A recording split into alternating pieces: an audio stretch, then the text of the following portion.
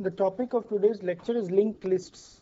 We discussed in the previous day that if we have a problem in which we are to read n numbers and just print them, and we know the maximum value of n, then we could have read them into an array. So we could have read them into an array and declared an array data. If we knew a maximum limit, we could have declared a data size 100. If we did not know a maximum limit and we had to read in the number of numbers which are read, say n, then using dynamic allocation, if it is an integer, we could have dynamically allocated n into, suppose we are reading in whatever structure we are reading in, we could have dynamically allocated this size and read it into a pointer to that size after typecasting. On the other hand, if we now come to the most general saying where you will read in one data and then ask whether to read in another item or not, neither can you have a pre-declared value like this, nor can you malloc a block of data dynamically after reading the value of n, because the value of n is not known till the end of the data. At that point of time, we had to design a structure in which the data would be read, and once this data is read, the next data item would again have to be read. For that, we said that we will have a structure of a node which is like this. A node will have two parts. One part will store the data, and the other part will store the next data which comes. If there is no other data, this other part will be null or grounded or zero or whatever. If there is another data, then the other part will be linked to a block which is exactly like this.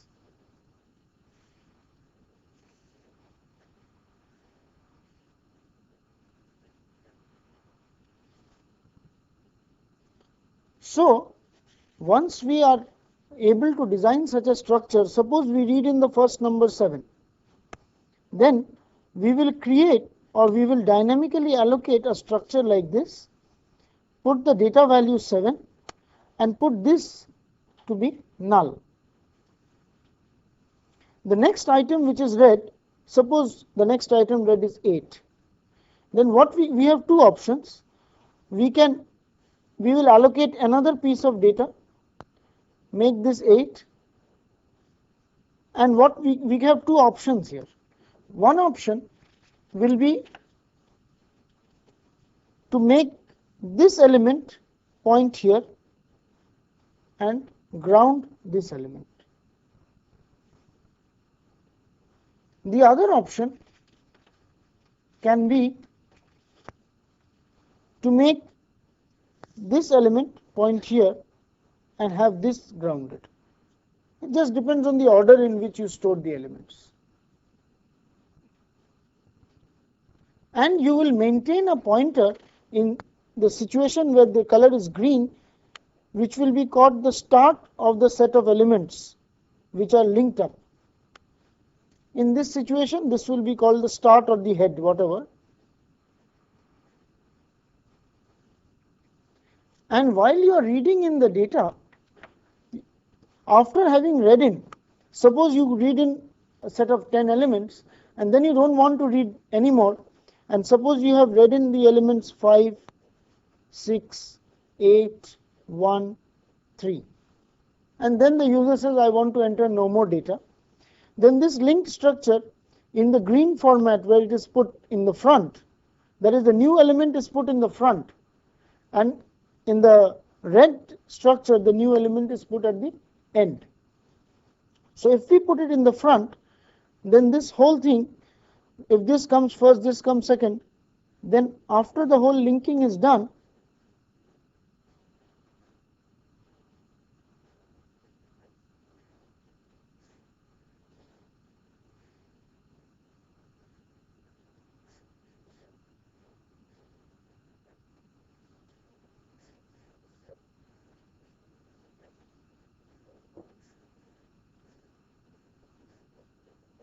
will look like this. This will be the start or the head of the list, and the data elements will be stored, because we are putting it in the new element is put in the front.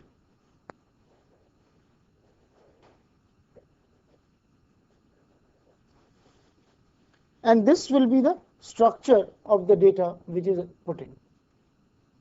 So this will be a linked list.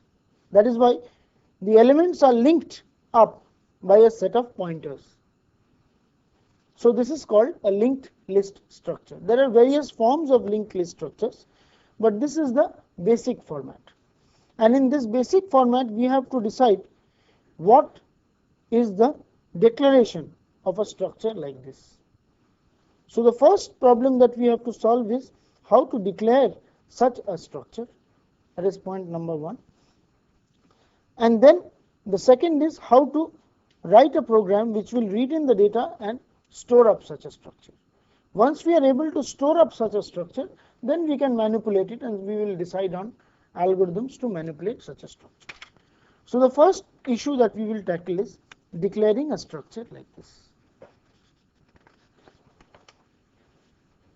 So our structure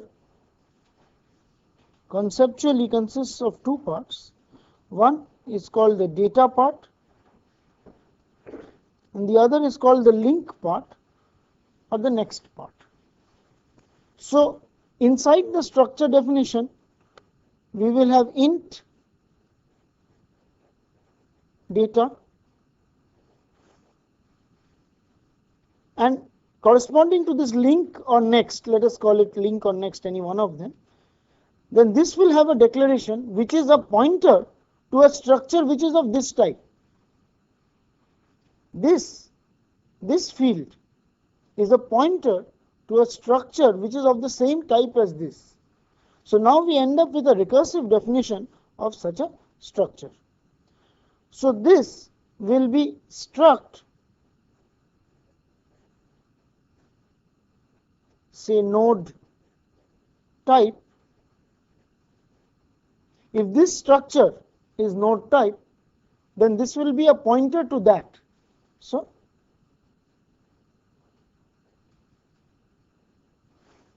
this is what it will be. It will be a pointer to node type. But remember, node type is this structure itself.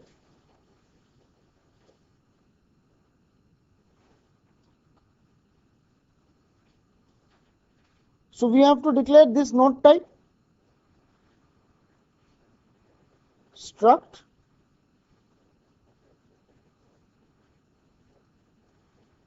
node type.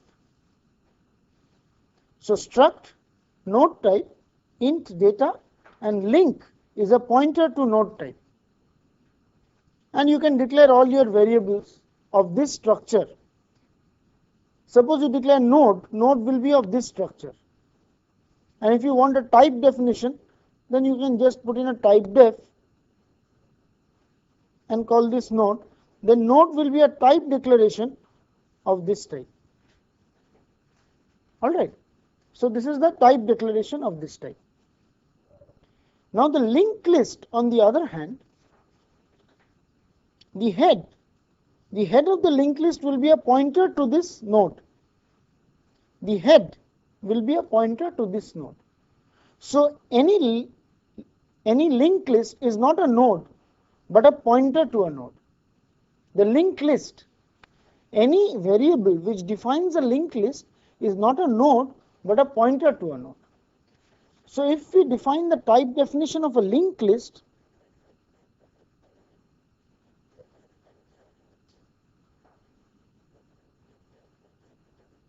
or if we define a variable also, but let us define the type of a linked list.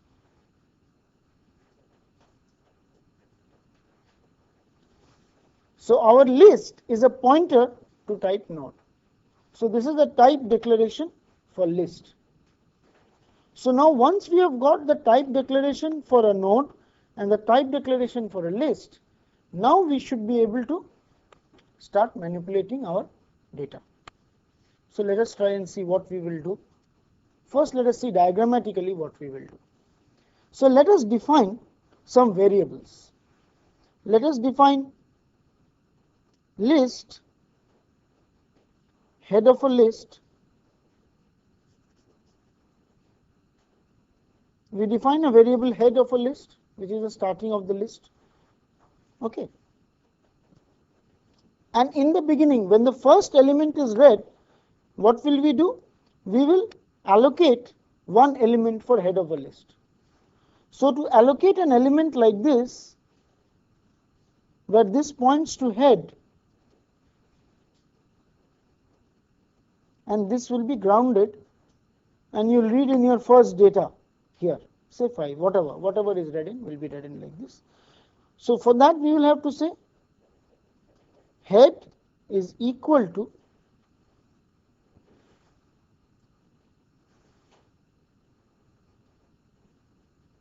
malloc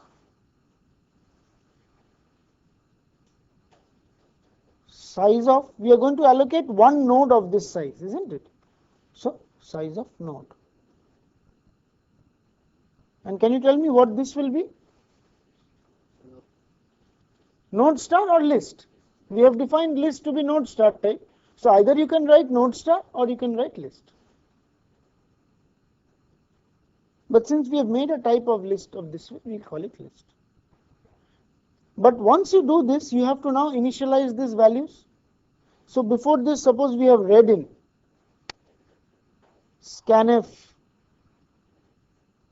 %d and date into an integer variable. Then what we will have to do? Head pointer dot, because head is a pointer. So head pointer, if I want to access this data field,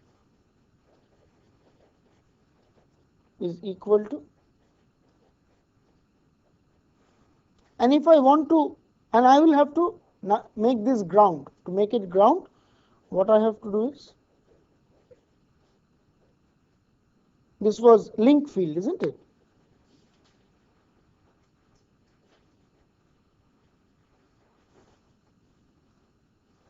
So this is how I allocate my first element.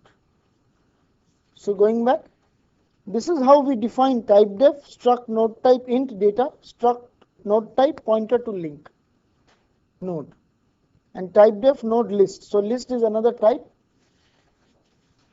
We defined head to be a temporary element, and we allocated this. Now we will see how we will take in the next element. So at this point of time, our structure is something like this.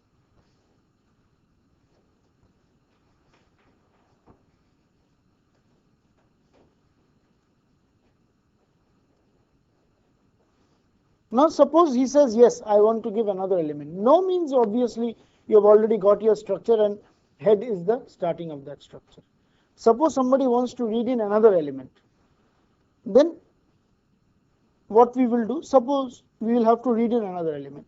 I will give you a simple way of doing it. Let us declare another variable, temporary variable of type list. Okay. So what we can do is, suppose we have two options. We can put it at the end or we can put it at the beginning. So suppose we want to insert in the beginning.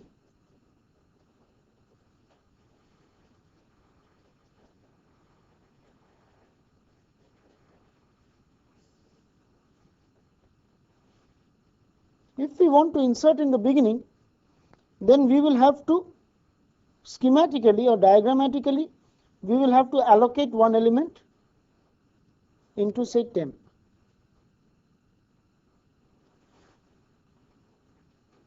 We will ground this, we will put in the next data, and then we will do some manipulation. If we want to insert it in the beginning, then this link will be put here, which means temp pointer dot link is equal to head.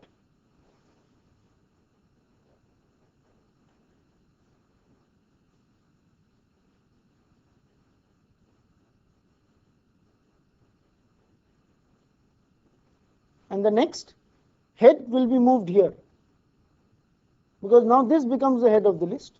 So head is equal to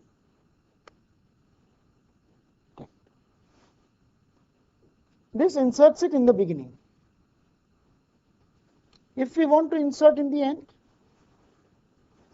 so before this, the common call before this is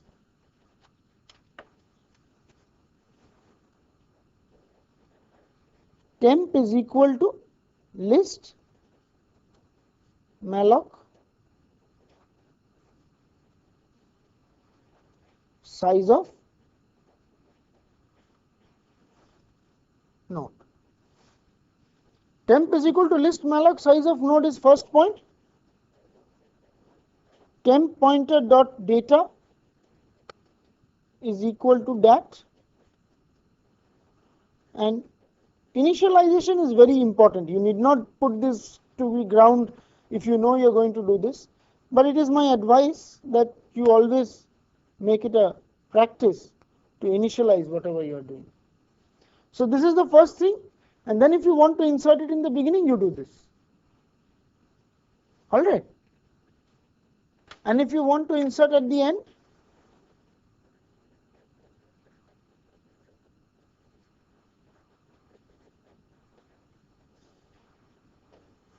you've got a structure like this.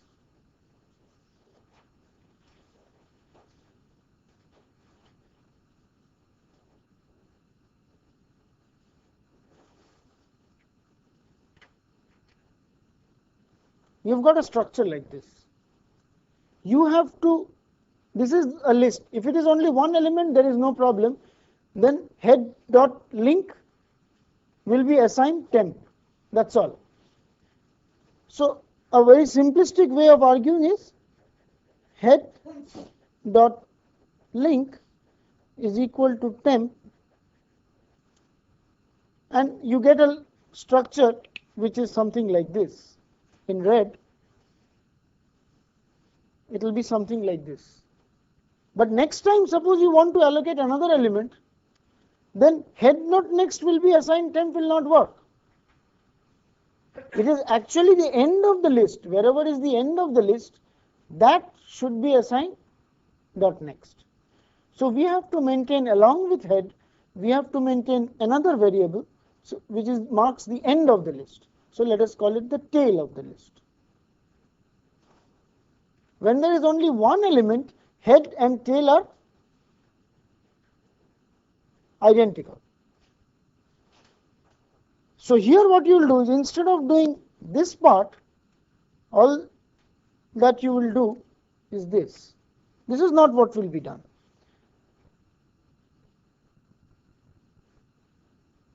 Tail dot link is equal to temp, and the next will be tail is equal to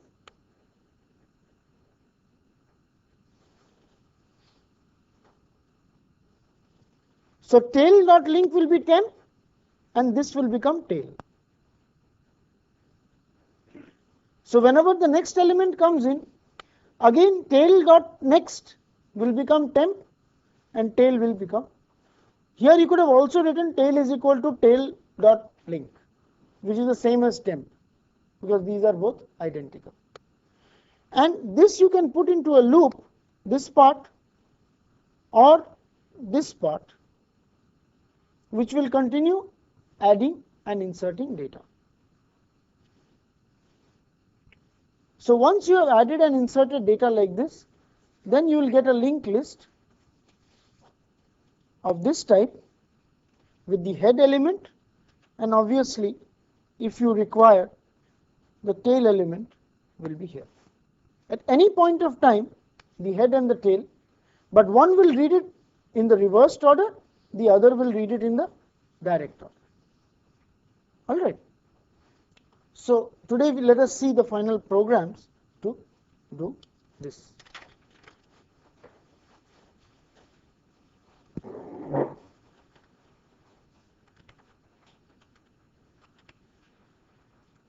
This is a program which will read the elements in the reverse order. Okay, that is insert in the beginning. This program inserts in the beginning. So this is the first one, type def struct node type, int data struct node type, next, pointer to next, instead of link we called it next, and list is of type pointer to node. And since we are inserting in the beginning, we actually did not require the tail element. So here we are using just the head element, and we are reading in one character to mark whether we want to read in another data or not. So we initialize head to null when no element is read, and we ask whether you want to read a data or not. If it is yes, as long as the character read is yes, we enter the data. Temp is equal to list malloc size of node, temp.data equal to n, and temp.next is equal to head. Here we directly did it. We could have done temp.next is equal to null, and then as we were saying that if we insert in the beginning, we will do temp.next is equal to head, and then head is equal to temp. That's all. This is sufficient. Temp.data put comes here. Temp.next points to the head of the list. So now we have inserted it in the beginning of the list, and head is now made temp. So this way we are able to insert in the beginning of the list. Enter more data, yes or no, read the data, and continue. So while you have finished this part builds up the whole linked list from here to here. This builds up the whole linked list. Alright. And finally, if you want to print the linked list, start from the head. So we use this temporary variable, temp is equal to head. We don't want to modify head, that is why. While temp not equal to null, print temp.data, and temp is assigned temp.next, temp pointer.next. So we will continue to traverse the list and print the data as long as temp does not equal to null. So this is just like changing the array index I++. This is temp pointer.next. So this is traversing, and using this program, if we run it, we are going to read the list and print it in the reverse order.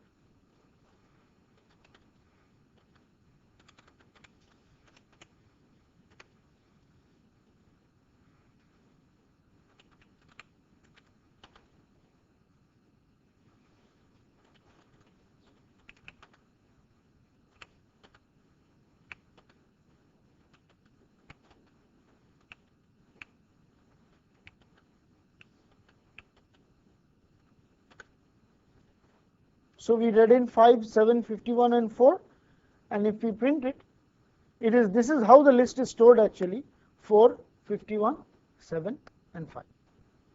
On the other hand, if we want to insert it in the beginning, then the program will look like this.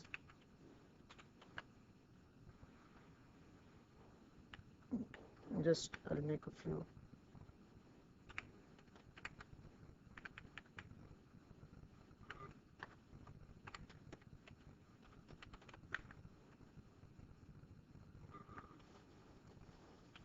This is the same struct node type int data, node type pointer to next node, type def list. We have some functions. The first one is show list. The second and third are the reversing of a list, which we will discuss subsequently. And here we required, as I mentioned before, the head and the tail, because you are inserting at the end. So you will make tail pointer dot next equal to 10. That is what you are going to do, because tail points to the last element in the list, character in 10. So you initialize head and tail to null because there is no element in the list. Printf enter data, yes. So the first element is read in an if statement. If this is true, scanf tail is equal to, we just directly allocate to tail. Tail is equal to list malloc tail.data is equal to n. Tail.next is equal to head. Sorry, tail.next should be equal to null. because that's what it's supposed to do, and head and tail are the same thing. And if you want to read more data, so this inserts the first element, it initializes, it allocates data to tail, makes tail dot data equal to this null, and head and tail are same, and it wants to read more data. If you give more data, then in the loop this is what it will do. Tail dot next, see, look at this.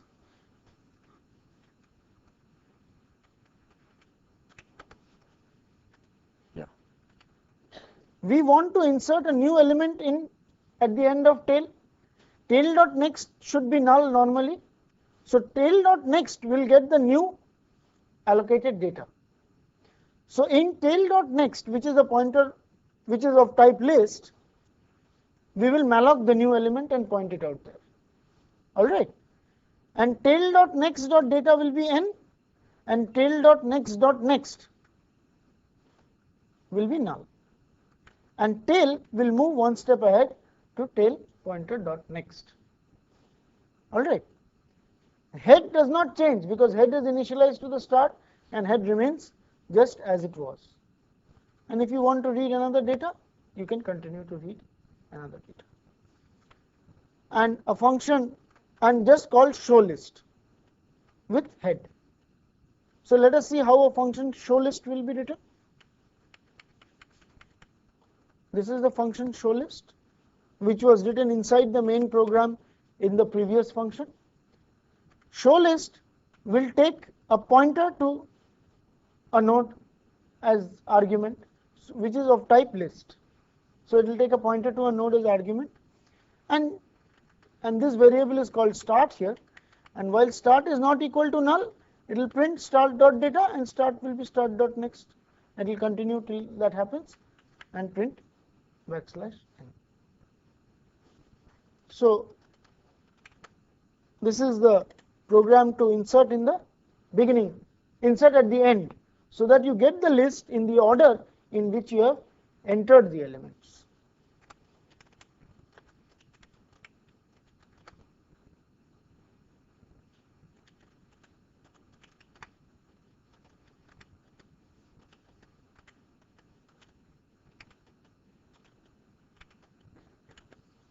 So you have given 6, 7, 43 and 32, you will get it in that order. So we have seen exactly how we can form lists. So we have been able to solve our basic problem, which was of reading in data continuously and forming up what is a linked list. So now we are capable of reading in data as and when required. But this linked list structure is quite interesting because it's recursive. That is, a node points to itself. Look at this part. You could not have declared struct node type. If it was not a pointer, then you would be in trouble, because a node cannot have a node inside it. Then the size of that node would become infinite. But this is just a pointer to a node. Therefore, here self-referentiality is through pointers. That is possible. But direct self-referencing is not allowed.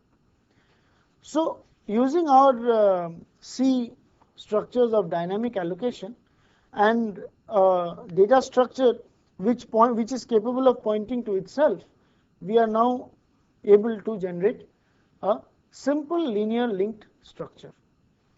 Next, we shall come to various manipulation algorithms for this linked structure. That is, given a linked list like this, could you reverse the linked list? That is, if I give you this linked list as input, could you make it such that the head now points here, head points here, and all the elements are reversed, all the links. That is, this one is now here, this one is now here, this one is now here, this one is now here, and this one is grounded.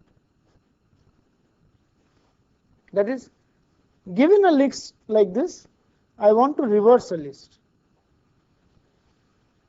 which means that the head will now be what the tail was, and all the pointers will point back to the previous nodes. So I want a routine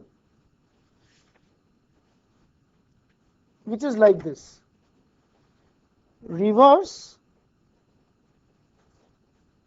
it will take in a list type and it will return a list type. It will return the head of the new reversed list. So the first problem that we have in hand is reversing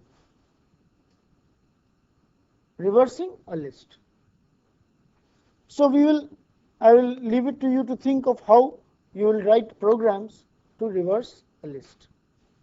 Second is to have more complex structures. Suppose I have a sparse matrix.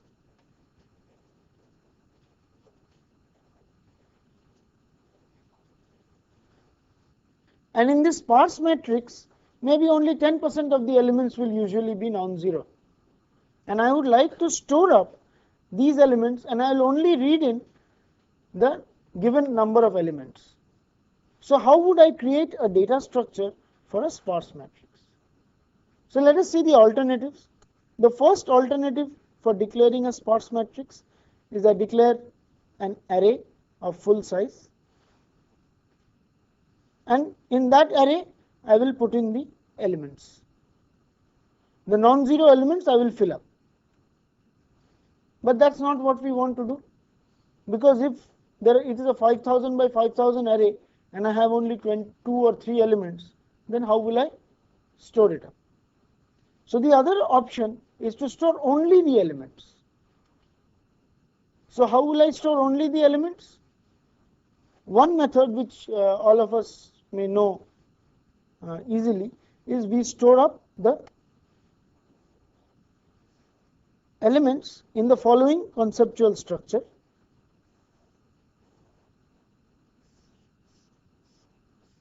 Row number, column number, and data. You store the row number, the column number, and the data. And if you know how many you are going to store, then obviously you can malloc an array and store it.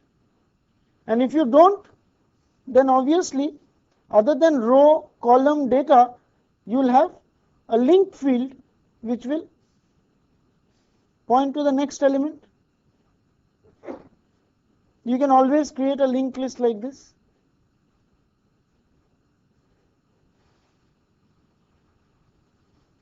But while this is a nice way of doing it for many purposes, like maybe matrix addition and other things, suppose you have a problem where you have to traverse the matrix row wise as well as column wise, then this representation would have been so nice. You can traverse it row wise and you can traverse it column wise. But this has got too much of space. So how would you put it in this structure? Here you can sort it row wise or you can sort it column wise. But if you sort it row wise, then the next column element you will not get, isn't it? The next column element you will have difficulty in obtaining. So can you suggest what you will do to be able to move row wise as well as column wise?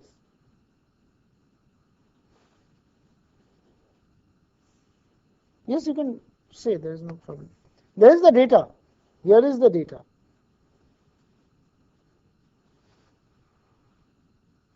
And you can store row number, column number is okay. So you will store row number, column number. Anything else? 2 pointers can be stored, one to the next element in the row and another to the next element in the column. Then you will have a structure of an array which looks like this. Suppose it is 5, 0, 0, 3, 0, 4, 2, 0, 0, 1, 0, 1. Suppose we take this matrix.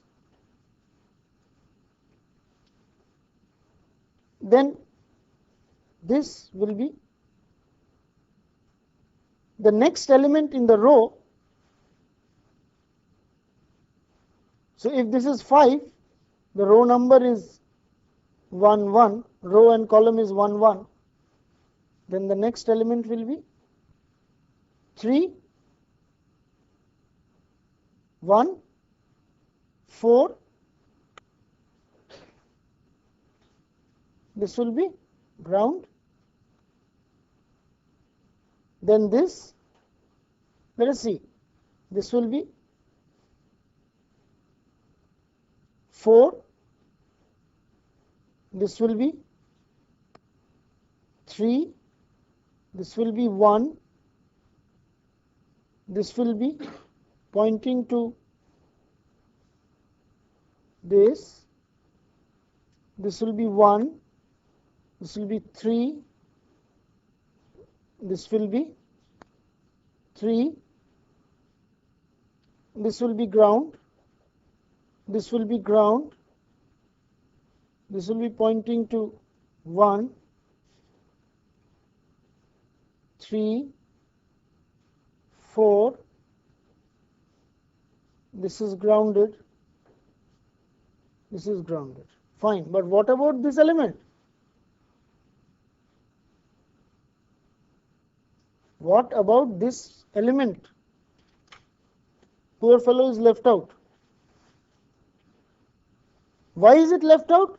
Because there is no element 2 here and there is no element here. In order to solve this problem, we will have header pointers.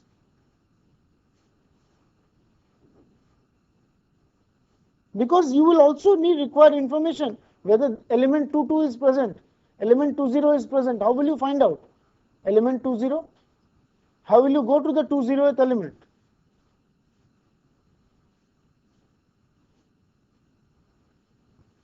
And we will have header pointers for the columns, for the rows and the columns.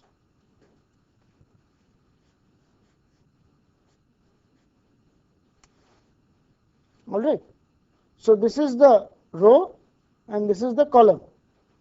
This will point here, this will be pointing to that second element. 2, 2, 2. Now this can be grounded and this can also be grounded. There is no difficulty. This will point here, this will point here, this will point here, this will point here.